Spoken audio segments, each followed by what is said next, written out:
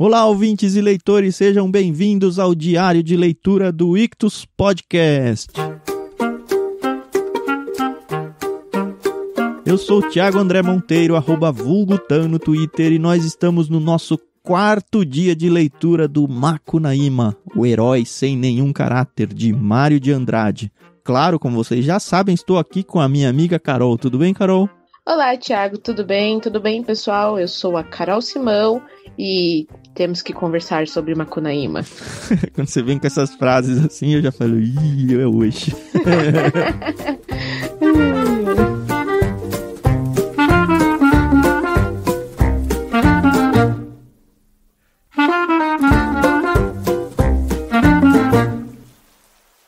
Hoje são 2 capítulos bem díspares, né, entre eles. Sim.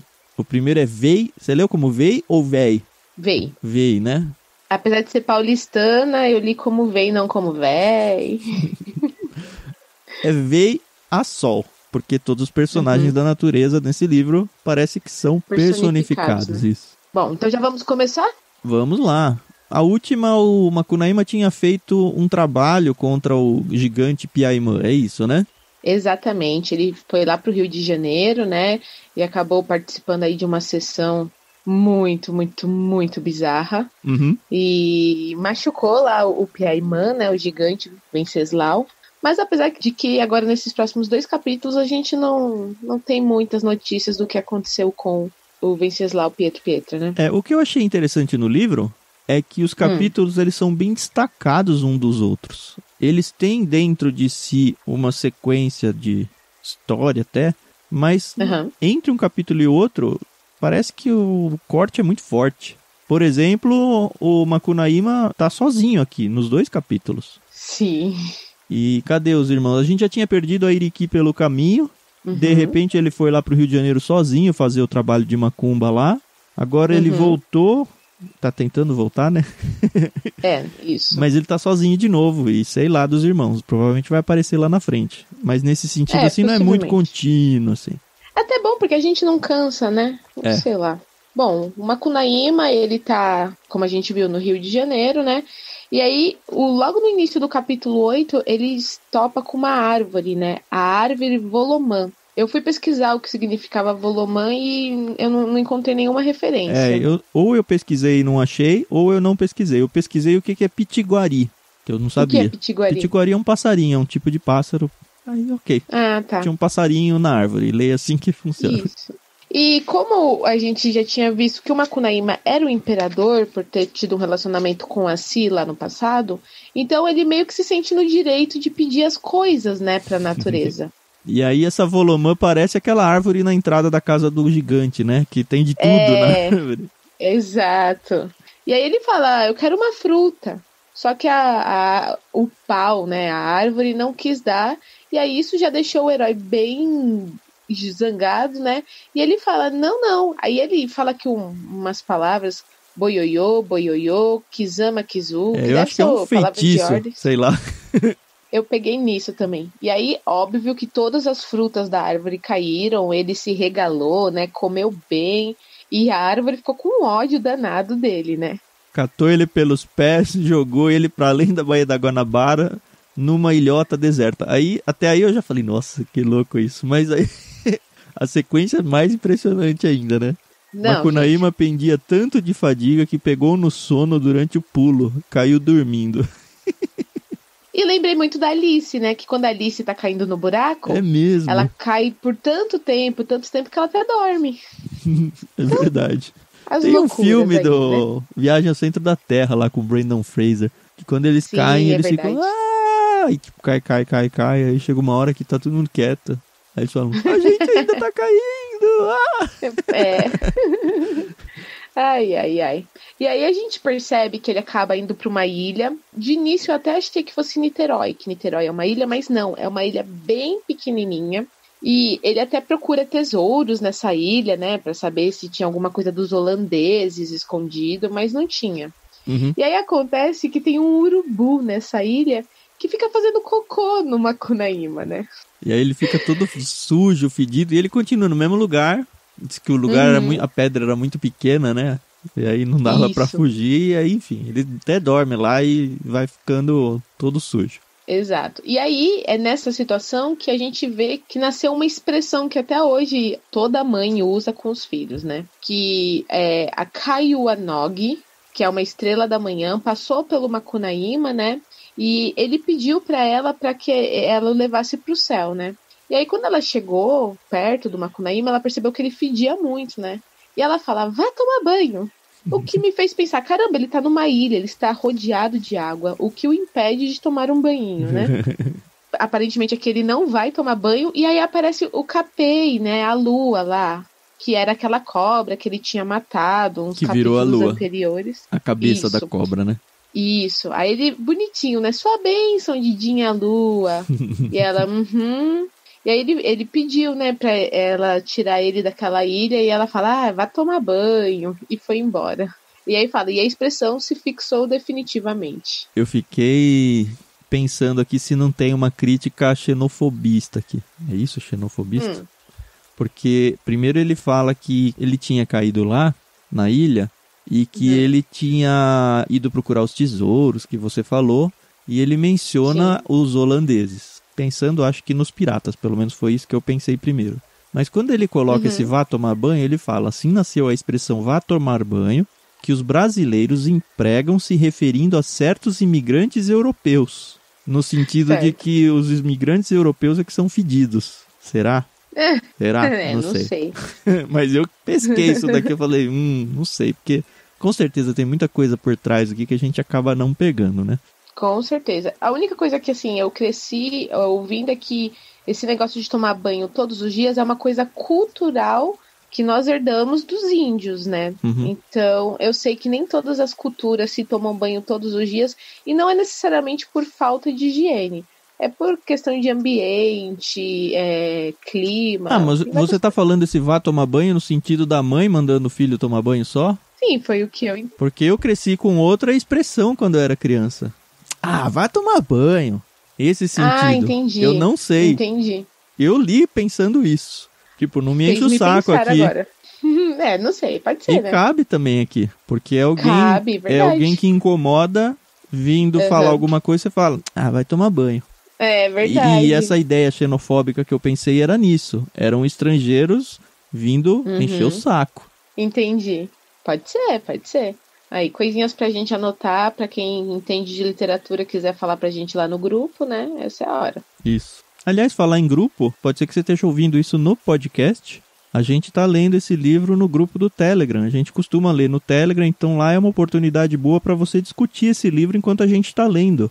Então, se você quer acompanhar as leituras com a gente, sempre vai lá no Telegram. É um canal que a gente tem lá, com espaço para as pessoas fazerem os comentários delas também.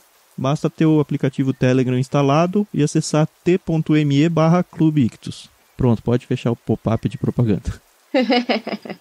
Bom, o Macunaíma, ele tá nessa ilha e ele tá com muito frio. Acredito que ele tenha se limpado, né, tomado um banho, enfim. E ele tava com muito frio, e ele tava tremendo, e aí ele pede pra Capei, né, me esquenta aqui, e aí ela fala, não, pede pra Vei, que é o sol. Peça no vizinho. E eu consegui imaginar a cena, um barquinho com o sol sentado. Na verdade, eu pensei numa mulher e depois realmente a gente vê que é uma mulher remando ali, trazendo o sol. Achei bem legal. E a gente vê que Vei, que é a Sol, tá vindo e tá suada, tá puxando o sol, enfim. E ela já olha pro Macunaíma e já fica, Mas ele tá sujo aqui ainda, Carol. Tanto que ele fala. Ele tá sujo, ele né? tem as 3... o Sol tem as 3 filhas e manda elas limparem o herói. É verdade. Catarem os carrapatos e examinarem se as unhas dele estavam limpas. E o Sol gosta do Macunaíma, porque quando ele tava lá no Amazonas, ele sempre dava bolo de aipim, né? É bizarro isso. Oferecia, né? Não é que ele oferecia, ele fazia bolo e punha pra secar no sol. E aí se secar no sol, é o sol pegando aí o néctar do bolo de aipim dele. E o Sol quer que o Macunaíma se torne genro dela. Então ela tem 3 filhas, e as 3 filhas se interessam pelo Macunaíma, mas aparentemente não acontece nada além de cafunés e carinhos. Uhum. Uma delas até faz ele dormir, né? Fica embalando ele ali, bem legal, tal. Eu achei engraçado que o Macunaíma quer um pouco de sol, né? Que ele tá com frio, né? É. E ela fala, não vou te dar. E aí as filhas dela agarram ela, ele faz cosquinha na barriga dela, e aí sai o sol. Sei lá o que, pelas costas dela, né? Um fogaréu. Foi ele que fez as cosquinhas? Eu entendi o contrário. Aqui, ó, Macunaíma dando muitos munhecaços na barriga da bruaca, saiu um fogaréu e todos se aquentaram. Eu li esse munhecaço como quase uns socos aqui. Será que foi só um carinho? Agora eu não sei. Munheca pra mim é o punho, né? A pessoa foi, sei lá, não sei. Não duvido. E aí depois que tem o calorão ali, ele fica deitado na jangada, né? E aí ele olha pra tudo e fala, ai, que preguiça. Vida mansa, vida boa. Exato. Ele até canta, né, uma musiquinha, né? Quando eu morrer, não me chores, deixa a vida sem saudade. Mandu sarará, tive por pai o desterro, por mãe a infelicidade. Mandu sarará. E aí tem aqui o versinho, muito bonitinho até, achei. Uhum. Quer dizer, bonitinho, né? É folclórico. Ele tava lá na vida boa, ele pegou a jangada da própria Sol, né? Era bom, o corpo dele relumeava do ouro cinzando, nos cristalzinhos do sal, e por causa do cheiro da maresia, por causa do remo pachorrento de vei é a Sol, né? A gente tá falando o Sol, mas é a de vei, e com a barriga assim mexendo, com cosquinhas de mulher. Macunaíma gozou do nosso gozo. Bem Macunaíma essa cena, eu achei. Com a boca rindo num riso moleque safado de boa vida, o herói gostou e adormeceu. E aí a jangada vai pro Rio de Janeiro. Isso. Que ele tá tentando voltar de onde a árvore jogou ele, né? Exato. Então, pelo visto, ele não saiu daquela região ali, né? E aí ele chega perto de um cerradão muito comprido, né? Aí tem o pau-brasil, tem alguns palácios de cor nos dois lados. E aí eu lembro que ali no Rio de Janeiro, que já foi a capital do Brasil, tinha alguns palácios, né, que a família imperial mandou construir e tal. E subindo o Corcovado pra gente visitar o Cristo, tem até a mesa do imperador, que foi onde Dom Pedro II, se eu não me engano, foi um dos dois Dom Pedros, almoçava tal, e aí é a mesa do imperador. E assim, pra mim foi até fácil visualizar isso, porque eu me lembrei muito dessa parte. E aí a Sol quer fazer ele genro, né? A Vei. E aí fala, carece de você casar com uma das minhas filhas. O dote que te dou pra ti é Europa, França e Bahia. Aí o Europa demorou um pouco pra cair essa ficha pra mim, então ele vai ganhar a França e a Bahia. A França da Europa. Mas porém, né? Você tem de ser fiel e não andar assim brincando com as outras cunhãs por aí. Aí eu já falei, claro. Macunaíma agradeceu e prometeu que sim, jurando pela memória da minha mãe. Isso ele faz 2 vezes, né? E aí ela sai com as filhas, né? Porque elas querem resolver algumas coisas, sei lá. E ele fica lá, e aí ele fala, que pouca saúde e muita saúde os mares do Brasil são. Ele fica nervoso. Não, mas elas nem saem, né? Fala, nem bem veio com as 3 filhas, entraram no cerradão que Macunaíma ficou cheio de vontade de brincar com Macunhã. Claro, né? Sim. Bom, e aí obviamente que ele começa a cantar as mulheres que estão passando, nenhuma corresponde, até que finalmente uma portuguesa. Uhum. E eu demorei pra entender, eu só descobri que era uma portuguesa quando realmente apareceu a palavra portuguesa. Eu também. E aí ele pegou essa mulher, logo topou com uma que fora varina, lá na terrinha do compadre chegadinho, e ainda cheirava no mais. Um fartum bem de peixe. Pra mim essa mulher fedia, mas tudo bem. Macunaíma piscou para ela e os dois vieram na jangada brincar. E aí eles ficam lá a tarde inteira, assim, nem sei quanto tempo. Até que eles adormecem dentro do barco. O barco da Vei, né? E aí quando ela volta com as filhas, primeiro as filhas olham, né, e falam, caramba, não acredito, por que você fez isso? Eu estava muito tristinho. Safado. Aí elas chamam a Vei, que é a mãe delas, né, e a Sol fica muito brava, né? Ara, meus cuidados, pois não falei pra você não dar em cima de nenhuma cunha não, falei sim, e ainda por cima você brinca com ela na jangada minha, e agora estão se rindo um pro outro. Estava muito tristinho, Macunaíma repetiu. Pois é. E ela fala, se você tivesse obedecido, você casava com uma das minhas filhas e havia de ser sempre moço e bonitão. Agora você fica pouco tempo moço, tal qualmente os outros homens, e depois vai ficando mocetudo e sem graça nenhuma. Isso que ele já perdeu a França e a Bahia, né? Olha só o que o sexo faz na cabeça de um homem, né? Não é? Ah, se eu soubesse. A ela, o se eu soubesse é santo que nunca valeu pra ninguém, meus cuidados. Você é o que é, mas é muito safadinho. Isso sim, não te dou mais nenhuma das minhas 3 filhas, não. E aí ele fala, eu também nem queria. E aí ele vai embora, né? Aí ele vai embora e é legal que ele dá uma cutucada no Rio de Janeiro, né? Essa parte eu gostei. Ó, o pessoal do Rio aí não fiquem bravos comigo, não, tá? Eu também não gosto de São Paulo. Eu só quero voltar pro interior. Ai. Aí veio, acordou os dois, fez presente de pedra vató pra Macunaíma. E a pedra vató dá fogo quando a gente quer. E aí então ele ganhou esse presente e ficou sem casar com as filhas da Sol. Macunaíma ainda passou esse dia brincando com a Varina pela cidade. Foi quando de noite eles estavam dormindo num banco do Flamengo quando chegou uma assombração medonha. Era Mianique Teibé, que vinha para engolir o herói.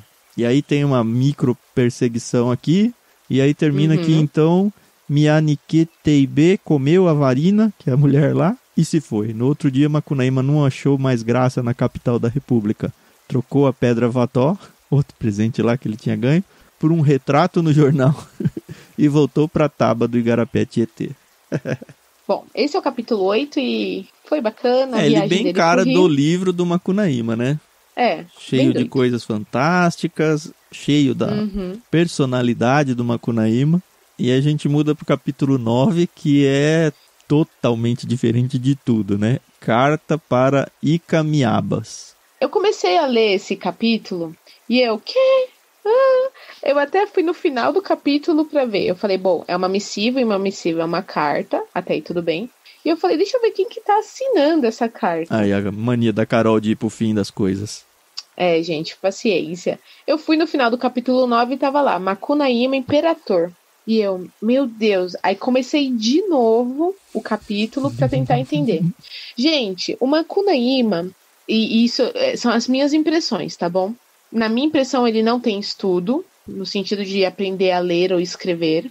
Ele fala errado, porque afinal de contas ele é esse português não formal, né? O português que a gente usa no dia a dia. E ele tá longe da cultura dele, beleza.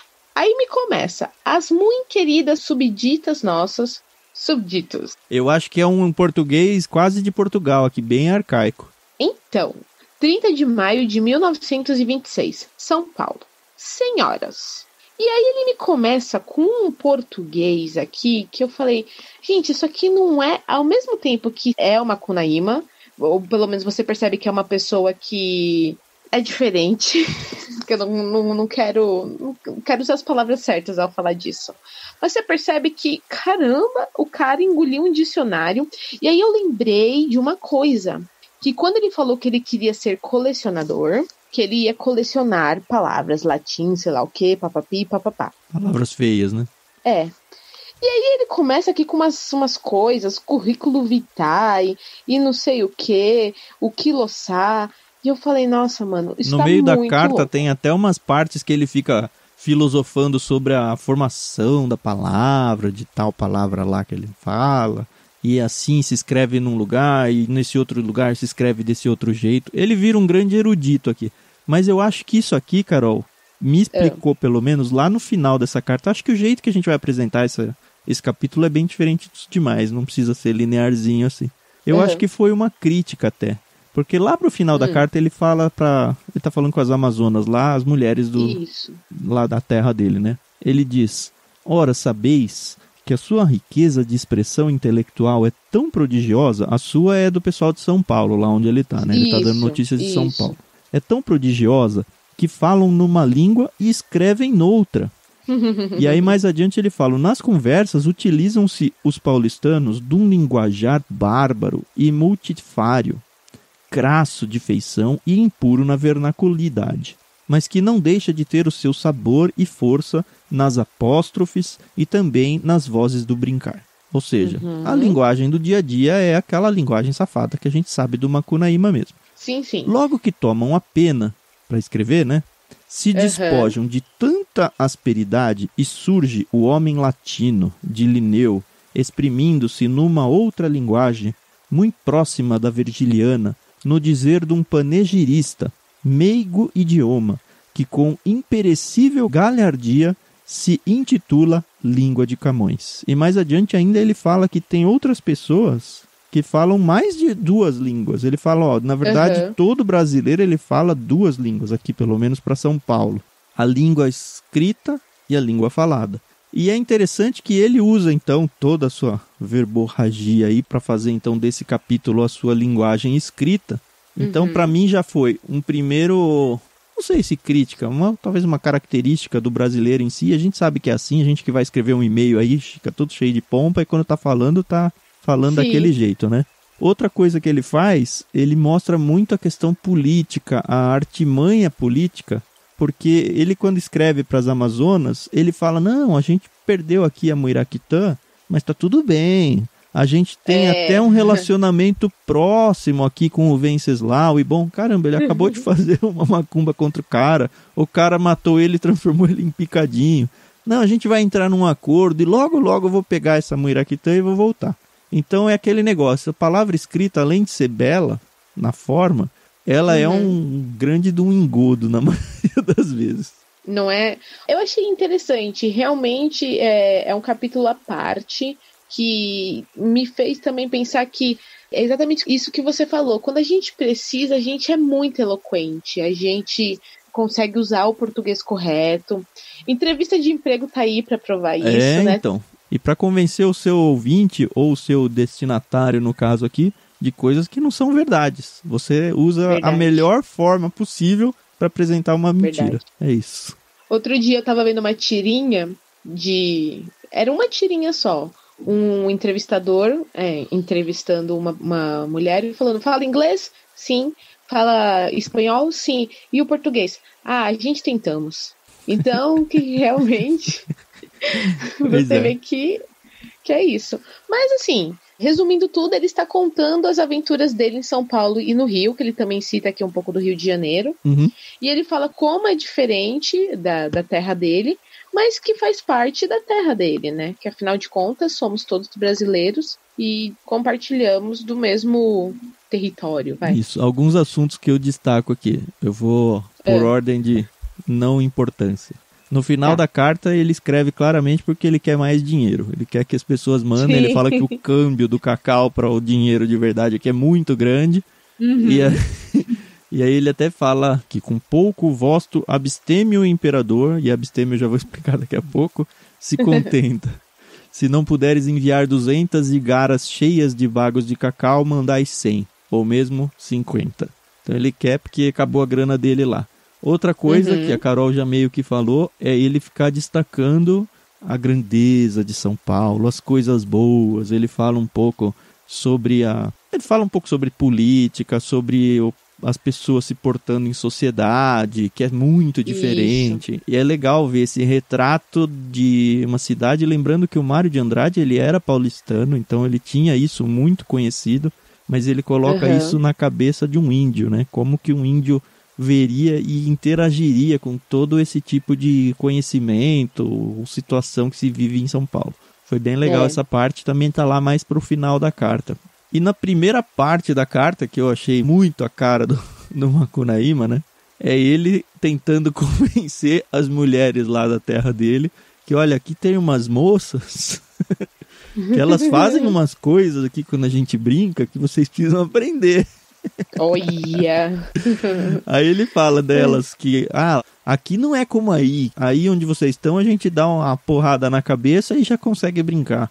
Aqui não, aqui a gente tem que comprar lagosta. E aí ele fala que a lagosta é um monstro marinho e tudo, descreve a lagosta, mas que lagosta é muito cara. E por causa disso ele não estava conseguindo brincar muito. E aí ele foi forçado a se tornar um abstêmio de brincar, né? Por isso que ele menciona isso no final. Mas aí ele gasta umas 3, 4 páginas falando que as mulheres basicamente são boas de cama. Eu destaquei um trechinho aqui, ó. Ele diz: são sempre alvíssimas as donas de cá. E tais e tantas habilidades demonstram no brincar que enumerá-las aqui seria fastiento porventura. E certamente quebraria os mandamentos de discrição que em relação de imperator para súditas se requer. Que beldades, que elegância, que cachê, que degagê flamífero, ignívomo, devorador, só pensamos nelas. Muito embora não nos descuidemos relapso da nossa Muiraquitã, que é a pedrinha que ele perdeu. Que é a razão dele estar ali, né? Uhum. Muito estimaríamos que compartilhasseis da nossa desconfiança, senhoras amazonas, e que convidasseis também algumas dessas damas para demorarem nas vossas terras e império nosso, porque aprendais com elas um moderno e mais rendoso gênero de vida que muito fará voltar os tesouros do vosso imperador. E mesmo, se não quiserdes largar mão da vossa solitária lei, sempre a existência de algumas centenas dessas damas entre vós muito nos facilitará o modus in rebus, quando for do nosso retorno ao império do Mato Virgem, cujo nome este, aliás, proporíamos se mudasse para Império da Mata Virgem, mais condizente com a lição dos clássicos. Ele quer importar umas mulheres ali para a tribo dele e deixar a coisa melhor, em todos os sentidos para ele, né? Pois é. Eu só queria deixar uma coisa bem clara, que o Macunaíma, a gente sabe que ele é preguiçoso e sempre que ele pode, ele dá um migué para trabalhar, etc e tal. E tem uma parte que ele fala aqui que eu achei muito interessante, né? Que é uma das razões, pelo menos assim, a minha família, ela vem do Nordeste, né? E sempre falaram, vai fazer sua vida lá em São Paulo. Tanto que com o Macunaíma, quando tem filho, né? Ele fala, você vai lá para São Paulo. E aí tem uma parte aqui que ele fala exatamente isso, né? Por isso, e para a eterna lembrança desses paulistas, que são a única gente útil do país, Nossa. E por isso chamados de locomotivas, nos demos ao trabalho de metrificarmos um dístico em que se encerram os segredos de tanta desgraça. E aí ele repete aquilo que ele tinha falado para as filhas da VEI. Pouca saúde, muita saúva, os mares do Brasil são. E aí eu lembrei de uma frase de acho que é um filme, O Estranho no Ninho, qualquer coisa do tipo. Muito trabalho sem diversão faz de Jack um bobão. E eu acredito que a gente tem que, se existe ainda isso, a gente tem que parar com essa ideia de que só o paulistano ou só o povo aqui do Sudeste que trabalha. Porque se você for pensar, a maioria das pessoas, pelo menos que eu conheço, que tem comércios, etc., vem do Nordeste, Norte e Nordeste. Então, eu acho interessante que todo mundo fala, em São Paulo você vai trabalhar, você vai ganhar dinheiro, não sei o quê.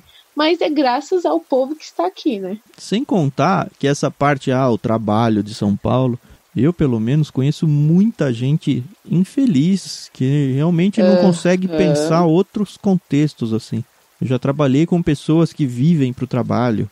E é triste de ver o pessoal vivendo assim. E isso é muito comum em São Paulo. Eu lembro quando eu trabalhava no mercado financeiro, eu fiz algumas viagens para o Nordeste para, enfim, trabalhar lá. A minha empresa vendia softwares de risco e eu ia lá dar treinamentos e tudo.